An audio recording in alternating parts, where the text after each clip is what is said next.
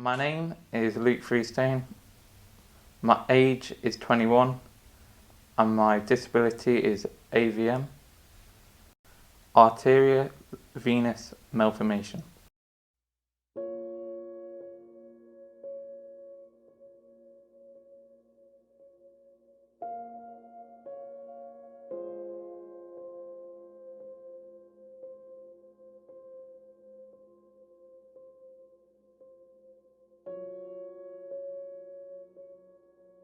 I woke up on the day when it happened, and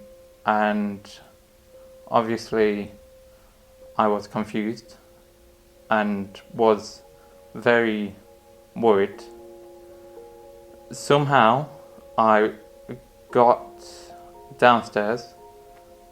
I can't remember how I got downstairs, and I fell into my mum's arms.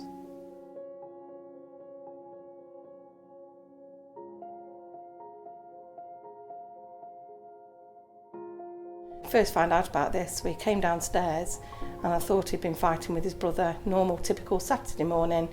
It obviously became very quickly apparent that Luke was seriously ill. So managed to get Luke into the front room, sit him on the sofa and try and find out what was wrong with him, really concerned at this point.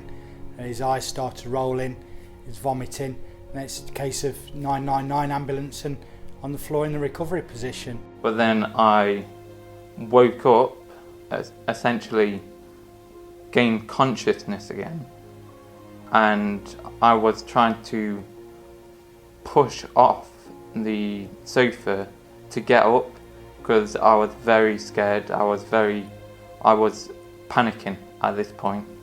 Luke was quickly transferred to Queen's Medical, where he underwent a massive craniotomy operation. That was to relieve the pressure in his head and remove the blood clot.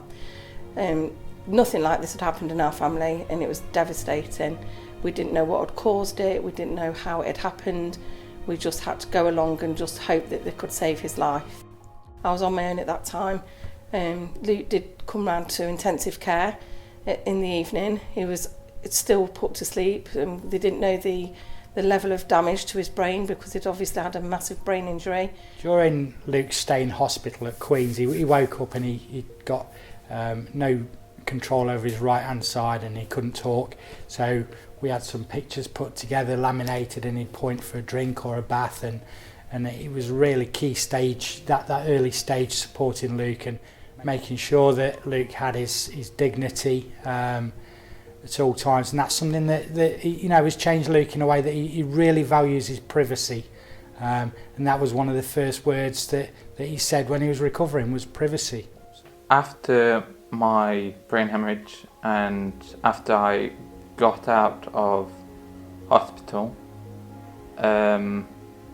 it was kind of a denial of sorts that I didn't have my brain hemorrhage, or I didn't want to deal with it, so I kind of blocked it, started to accept it, and that was way after my brain hemorrhage.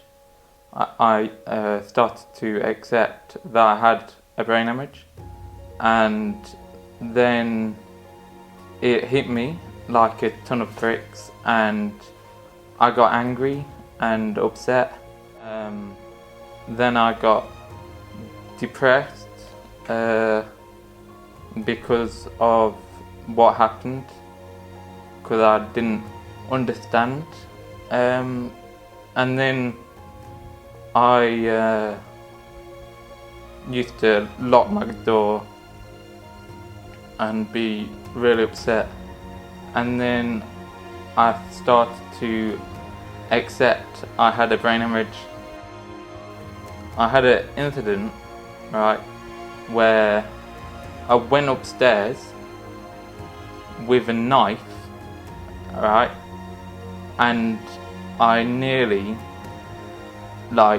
slit my throat because I was very confused, or lost, but obviously I didn't. And I think I cried all night because of that incident. And then after, the next day, I kind of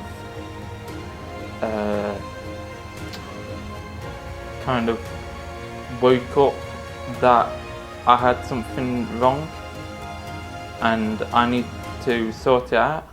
So I did, and now I am very happy with myself.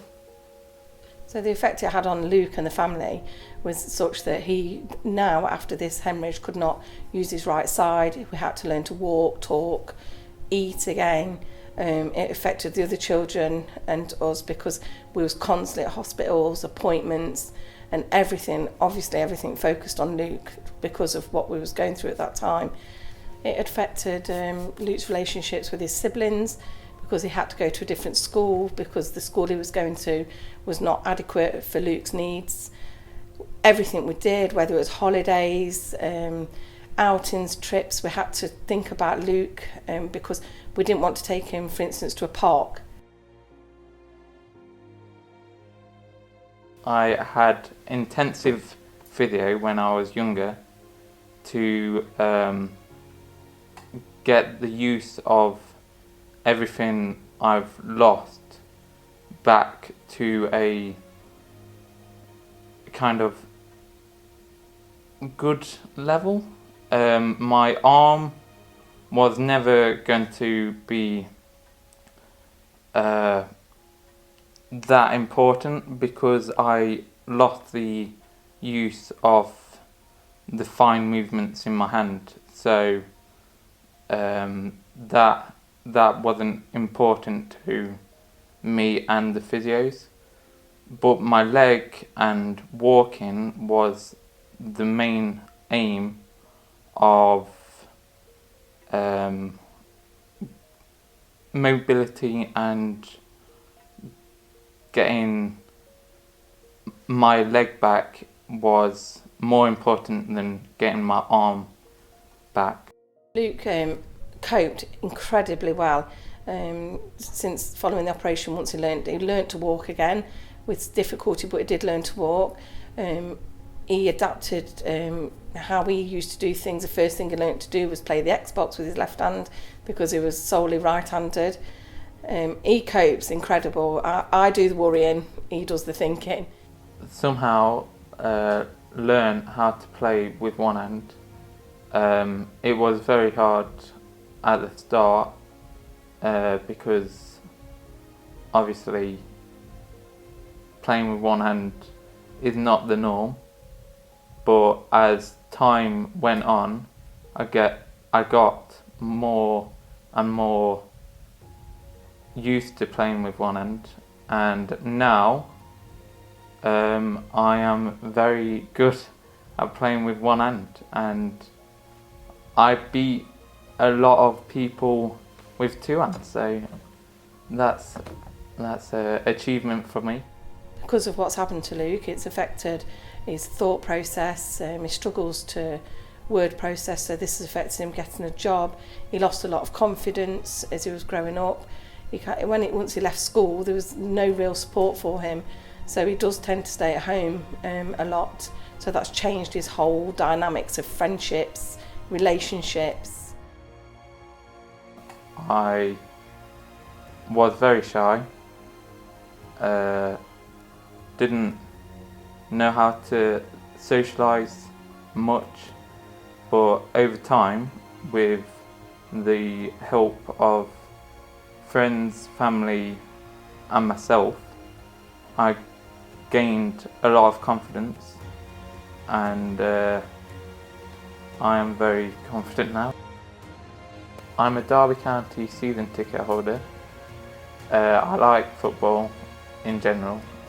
My favourite player is Tom Ince because he's fast and he can skill one or two players on, and he's good at finishing the ball.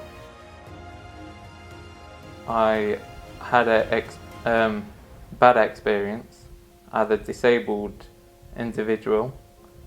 Was when I got pulled off a caddy that was going to drop me off at the car park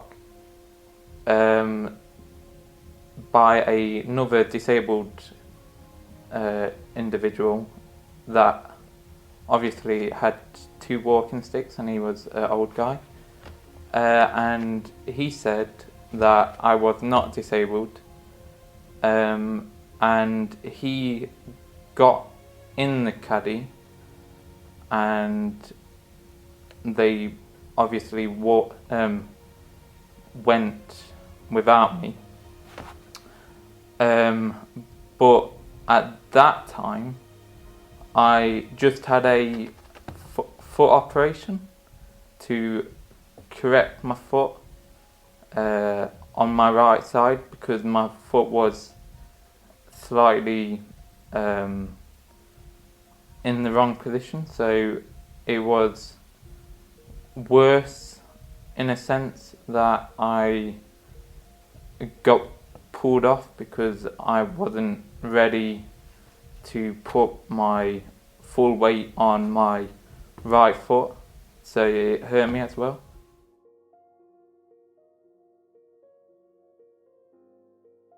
Luke wouldn't be where he was today, not just without the amazing doctors that have treated him, but we have a fantastic support network in our family, and everybody's there for us. They'll come and check on Luke because, you know, everybody's proud of him. I will just say, as Luke's mum, I am just so proud of the young man he's become today.